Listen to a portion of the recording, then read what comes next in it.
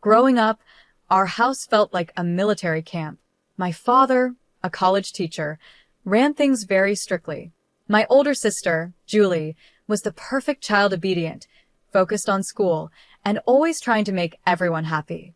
I was the opposite, always testing the limits. "Laura, sit up straight," my father would snap during dinner. "A lady doesn't slouch." I'd roll my eyes, sit up, and then slouch again the moment he wasn't looking. It was a constant power struggle. My mother didn't say much, but she was just as strict. She would give me disapproving looks at my clothes or the friends I chose. "What will the neighbors think?" she would always ask. Even though home felt stifling, I found small ways to create my own space. I started dating Paul when I was 17. He was 20, and in college, everything my parents wouldn't want for me. We kept it secret, meeting whenever we could. For a while, I felt like things were finally going my way.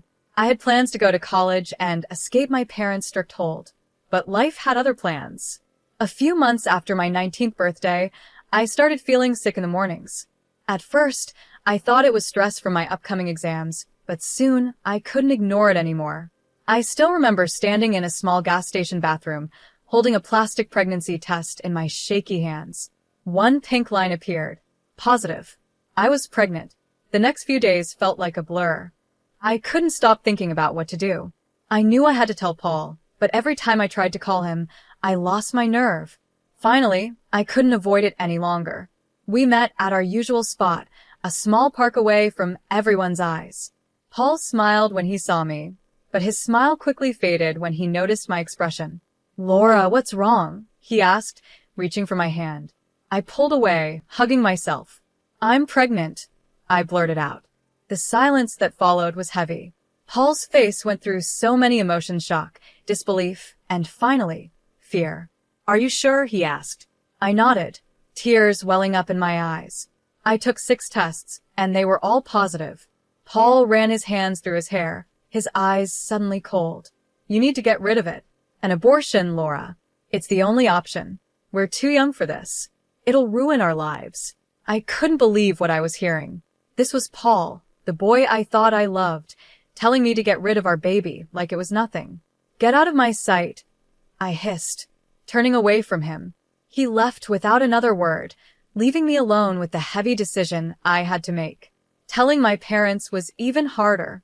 I waited until after dinner, when my father was sitting in his usual spot in the living room, reading the newspaper. My mother was knitting and Julie was there too, standing in the background. "I have something to tell you," I said, my voice shaking. My father lowered the newspaper and looked at me suspiciously. "What is it, Laura?" he asked. I took a deep breath. "I'm pregnant." The reaction was worse than I could have imagined.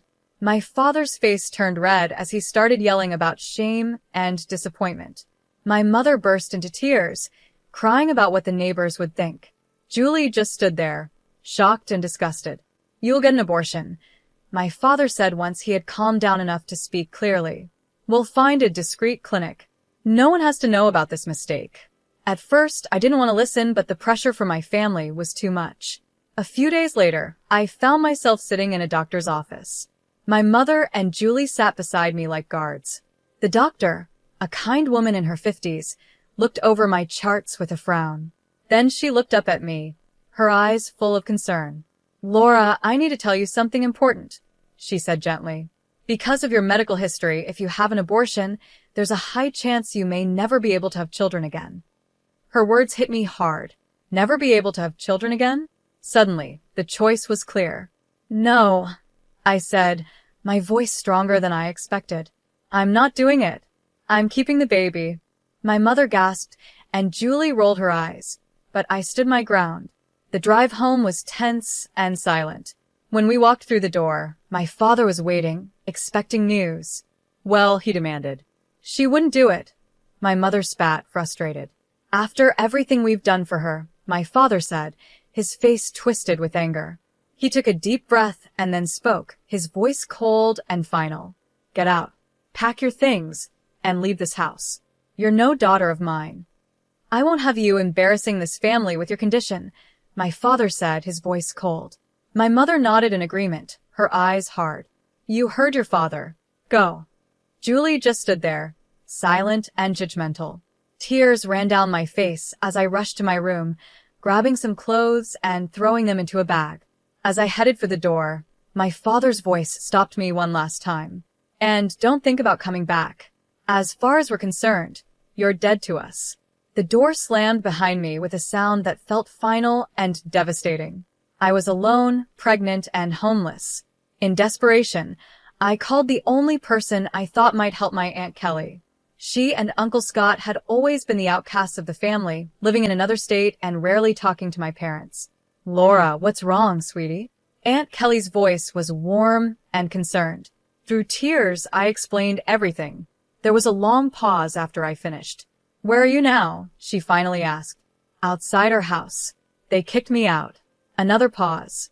"Stay right there. We're coming to get you." The drive to Aunt Kelly and Uncle Scott's house was long, but it gave me time to think about everything that had happened. Their house was small but cozy. As soon as we arrived, Aunt Kelly fussed over me, making sure I ate something, while Uncle Scott carried my bag to the spare room, which would now be mine.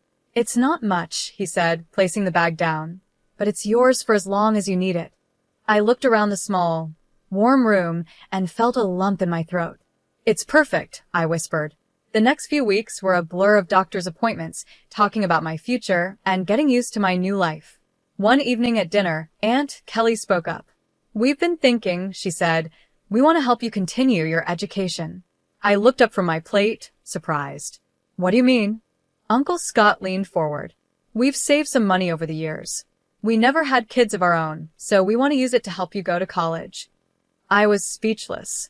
After everything that had happened, the idea of going to college felt impossible. "I don't know what to say." "Say yes," Aunt Kelly smiled. "We believe in you, Laura. This baby doesn't mean the end of your dreams." With their support, I enrolled in a local community college, majoring in business management. It wasn't easy, juggling classes, doctor's appointments, and the challenges of pregnancy, but I was determined to make it work. I also found a job as a waitress at a local restaurant. The owner, Evelyn, was a kind woman who understood my situation and was flexible with my hours. It wasn't much, but it helped me save for the baby and contribute to Aunt Kelly and Uncle Scott's household. The day my son was born was the most terrifying and beautiful day of my life. After hours of labor, I held him in my arms, amazed by his tiny fingers and toes. Aunt Kelly and Uncle Scott stood nearby, smiling proudly like grandparents. "What are you going to name him?" Aunt Kelly asked softly. I looked down at my son, peacefully asleep in my arms. "Jack," I said. "It means God is my judge, because no matter what anyone else thinks, I know I made the right choice." As I adjusted to being a mother, juggling a newborn with college classes and work, I often thought about my parents and Julie. Did they know about Jack? Did they regret what they had done? But I pushed those thoughts aside. I had a new family now, one that accepted and loved me unconditionally. One day, during a rare break, I was scrolling through social media when a post caught my attention. It was from Julie. My heart skipped a beat as I read it, excited to announce that Paul and I are engaged. "Can't wait to start our life together." The photo showed Julie smiling, her arm around Paul, the same Paul who had abandoned me and our child. They looked so happy, like nothing had ever happened. A wave of emotions hit me: anger, hurt, and betrayal. But then I looked over at Jack, peacefully playing in his crib, and I realized something important. I didn't need their approval. I didn't need their love. Everything I needed was right here. The years went by quickly in a blur of diapers, textbooks, and late-night study sessions. My last semester was especially tough. I was taking extra classes to graduate on time, still working at the restaurant, and taking care of an energetic 5-year-old. Graduation day was filled with emotions. As I stood in line to receive my diploma, I looked into the crowd and saw Aunt Kelly and Uncle Scott, beaming with pride. Jack sat on Uncle Scott's shoulders, waving excitedly whenever he caught my eye. The real surprise came later at the graduation party Aunt Kelly and Uncle Scott threw for me. While we were celebrating, Evelyn, my boss from the restaurant, pulled me aside. "Laura, I have an offer for you," she said with a smile. "I'm looking for a new restaurant manager, and I think you'd be perfect for the job." I was shocked. "Me?" but I've only been a waitress. Evelyn waved her hand, dismissing the thought. You've been so much more than that. I've seen how you handle tough customers, how you organize the staff, and how you've balanced work, school, and motherhood. That's the kind of dedication and skill I need in a manager. It felt like a dream come true, a steady job with better pay and regular hours. It was exactly what Jack and I needed to start our new life. The next few years were full of positive changes. I threw myself into my new role at the restaurant, learning everything I could about management and business. Jack started school and grew into a smart, curious boy who loved to read and play baseball. It was at one of Jack's Little League games that I met Frank. He was there with his son, Tyler, who was playing on the other team. We started talking, and I was instantly drawn to his kind eyes and easy laugh. Single dad? I asked, noticing he was alone. He nodded, a sad smile crossing his face. Widower, actually. Tyler's mom passed away when he was a baby. My heart ached for him. I'm so sorry. That must be hard. It is, he admitted. But we manage. How about you? Single mom. I laughed. Is it that obvious?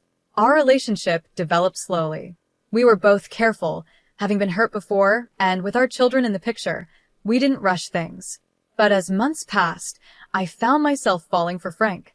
He was kind and patient, and Jack adored him. A year after we met, Frank proposed. It wasn't anything dramatic, just a quiet moment in his backyard with our boys playing nearby. Our wedding was small and intimate, with only close friends and family. As I walked down the aisle with Jack proudly by my side as the ring bearer, I caught Aunt Kelly's eye. She was crying, but her smile was radiant. Life with Frank, Jack, and Tyler soon settled into a comfortable rhythm. A couple of years after our wedding, we were blessed with another addition to our family. Our daughter, Betty, was born on a warm spring morning. As I held her in my arms, with Frank, Jack, and Tyler gathered around the hospital bed, I felt a sense of completeness I had never known before. I loved all three of my children equally, Jack and Betty, my biological children, and Tyler, my stepson. Blood didn't matter. They were all my kids. One evening, Aunt Kelly was over helping with the kids when we were startled by a familiar voice coming from the TV. There, larger than life, were my parents. My father stood at a podium, waving to a cheering crowd. The ticker at the bottom of the screen read, Adam Johnson announces his candidacy for mayor. My heart nearly stopped. It had been years since I had seen my parents, even if only on a screen. My father looked older, his hair grayer, but his eyes still had that same stern, determined look I remembered so well. As we watched him speak about family values and moral integrity, Aunt Kelly's face twisted with anger. Hypocrites, she spat, her voice shaking with fury. I turned to her, shocked. Aunt Kelly? She took a deep breath, her eyes never leaving the screen. There's something you need to know, Laura. Something they've kept hidden for years. What? I asked, confused. What she told me next shook me to my core. Many years ago, before Julie and I were born, my parents had their first child, a boy. But he was born with severe physical disabilities, without legs. Instead of loving and caring for him, they left him at the hospital, too afraid that he would embarrass them. I felt a whirlwind of emotions, shock, disbelief, and a deep sadness for the brother I never knew. Why didn't you tell me sooner? I asked Aunt Kelly, my voice shaky. Her eyes filled with tears. I'm sorry, Laura. I should have, but after what your parents did to you, I didn't want to add to your pain. That night, after the kids were in bed, I made a decision. I needed to find my brother. With Frank's support, we hired a private investigator. Weeks went by, and finally, we had a lead. My brother was alive, and against all odds, he had thrived. He was a successful writer, married with kids of his own. He had been adopted by a wealthy family that had given him every chance to succeed. Meeting him for the first time was surreal. Even though he looked different, I could see parts of myself in his face. His name was Larry, and he greeted me with a warm smile and open arms. I always knew I had a biological family out there somewhere, he said softly. I just never thought I'd find a sister. Over the next few months, Larry and I became close. I introduced him to my family, and he welcomed us into his. His wife, Julie, a coincidence that made me laugh, and their 2 children became part of our extended family. 22nd years had passed since the day my parents kicked me out. Life had moved on, bringing both joy and sorrow. My oldest, Jack, was now 20 and had just started college on a baseball scholarship. I couldn't have been prouder of the man he was becoming. One lazy Tuesday afternoon, I was scrolling through news articles when a familiar face caught my eye. It was my father, looking older but still carrying that same air of self-importance. The headline read, "Mayor Adam Johnson discusses family values in exclusive interview." Curiosity got the better of me, and I clicked on the video. For a few minutes, I listened as my father talked about the importance of family and moral values. Then the interviewer asked about his children. My father's face softened into what I knew as his public sympathy look. "I have one daughter, Julie. She's the light of our lives. Tragically, we lost 2 of our children. The pain never goes away, but it's made our family stronger." For days, I seethed with quiet rage. How dare they? How dare they erase me and Larry, pretending to be tragic, sympathetic figures? Almost as if fate was stepping in, Larry called. "Laura, guess what? I'm doing a book signing in our hometown next week. It would mean the world to me if you could come." I wouldn't miss it for the world, I told him, a plan already forming in my mind. The following week, I found myself back in the city where I grew up. As I walked through the familiar streets, memories came rushing back, some good, but many painful. I pushed them aside, staying focused on what I needed to do. The book signing was being held in the grand ballroom of the city's most prestigious hotel. As I entered, I realized Larry hadn't been exaggerating. Half the town seemed to be there. Local celebrities, business leaders, and politicians were all mingling, waiting for the event to start. And there, in the front row, sat my parents and Julie. My father, now the mayor, looked every bit the part of a distinguished politician. My mother, elegantly dressed, smiled and nodded at people she knew. Julie sat beside them. They hadn't noticed me yet. I found a seat near the back, my heart pounding so loudly I thought everyone could hear it. Larry rolled onto the stage in his wheelchair to loud applause. He looked confident and comfortable in the spotlight. As he began talking about his book and his life, I saw my parents nodding, trying to look sympathetic. "I was born with a severe disability," Larry said. "No legs and other health issues. My biological parents abandoned me at the hospital, unable or unwilling to care for me." I watched my father closely, but his expression didn't change. No recognition, no shame, just the practiced look of a politician showing concern for someone else's story. "It's a sad story," Larry continued, "but I was lucky. I was adopted by a wonderful family who gave me every opportunity to succeed. Still, I always wondered about my birth family, who they were, and why they gave me up." The room was completely silent. Everyone focused on Larry as he spoke. My heart raced, knowing the moment that would change everything was coming. Then Larry smiled, his eyes sparkling with a mix of humor and determination. "But that's not the end of my story," he said. "You see, I found my family. My sister Laura is here today." He turned toward me, extending his hand. "Laura, would you join me on stage?" A gasp spread through the audience as I stepped into the spotlight. Many faces showed recognition. After all, I had grown up in this town. But the most dramatic reactions were in the front row. My parents' faces went pale, their expressions shifting between shock, fear, and realization. Julie looked like she had seen a ghost. They knew their carefully built image was about to fall apart. My parents stood quickly, clearly planning to make a fast exit, but I wasn't about to let them escape the truth again. "Mom, Dad, please stay," I called out. My voice echoing through the now silent room. "I think it's time we had an honest conversation, don't you?" My parents froze, trapped by the eyes of the entire audience. Slowly, reluctantly, they sat back down. I took a deep breath. "Many of you knew me growing up. You knew my family, but there's a lot you didn't know, a lot that's been hidden for far too long." And then I told them everything. How my parents had abandoned Larry at the hospital because they were ashamed of his physical differences. How they had hidden his existence, building their reputation on lies. And then, history repeated itself. I continued, my voice growing stronger. When I got pregnant at 19, they didn't offer support or understanding. They demanded I have an abortion, even though doctors warned it could leave me infertile. When I refused, They kicked me out pregnant, alone, and abandoned, all to protect their perfect image. Gasps and whispers spread through the crowd. I saw people's disgusted looks aimed at my parents, who seemed to shrink in their seats. For years, I've heard them talk about family values and morality. I said, my voice full of emotion. But their actions tell a different story. They abandoned 2 of their children when we needed them the most. They erased us from their lives to keep up their perfect image. The room erupted into chaos. People were shouting, some at my parents, others at each other. Journalists, who had come for a simple book signing, were now furiously taking notes or speaking into their phones.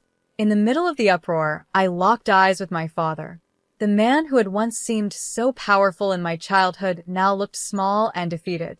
My mother was openly crying, and Julie sat frozen, her face filled with shock and confusion. In the days that followed, the story blew up. It was all over the local news, then the national news. My father's political career crumbled overnight. The man who had preached about integrity and family values was exposed as a hypocrite. His position as mayor became impossible to hold, and within a week, he resigned, citing personal reasons. But everyone knew the truth. The college where he had taught quickly distanced themselves, firing him. Amidst all the chaos, one thing became clear: my sister Julie made her choice. She stood firmly by our parents, refusing to face the truth. During a brief phone call, she hissed, "You've ruined everything. Don't contact me again. You're dead to me, just like you're dead to Mom and Dad." But life has a way of surprising you when you least expect it. A few days later, I got a call from a number I hadn't seen in over 22 years. It was Paul, Julie's husband, and the father of my eldest son. "Laura," he said, his voice hesitant and almost shy. "I've been thinking about us, about what happened. Julie and we can't have children. And I thought, well, we have a son together. Maybe we could be a family." I couldn't help but laugh. "Paul, you made your choice 22 years ago. You left me when I was pregnant with your child. You married my sister, and now just because you can't have children with her, you think you can come back to me? No, that's not how it works." "But Laura." No, Paul. "I have a wonderful husband and a beautiful family. I don't need you, and I certainly don't want you. Goodbye." I hung up, feeling a sense of closure I didn't know I needed. But the surprises didn't stop there. The next day, I got another unexpected call, this time from Paul's parents. "Laura," a tentative voice asked. "This is Lauren, Paul's mother. We just found out about Jack." Is it true? Do we have a grandson?" The conversation that followed was emotional and eye-opening. Paul and my parents had told them I'd had an abortion and run away. They'd spent years believing their grandchild never existed. "We'd like to meet him," Lauren said, her voice trembling. "If that's okay with you.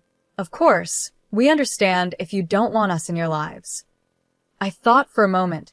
Paul's parents weren't responsible for what Paul did or for the lies my parents told. They had been deceived too. "Okay," I said finally. "I'll talk to Jack and see if he's open to meeting you." The meeting between Jack and his grandparents went surprisingly well. There were tears, hugs, and lots of catching up. Jack, always kind-hearted, welcomed them with open arms. In the months that followed, life settled into a new normal. Larry and his family became a regular part of our lives, filling our home with laughter and love. Aunt Kelly and Uncle Scott doted on all the grandchildren, biological or not. As for my parents and Julie, I only heard bits and pieces about them. They had moved away, trying to escape the scandal. Part of me felt sorry for them, but I knew I had done the right thing by telling the truth.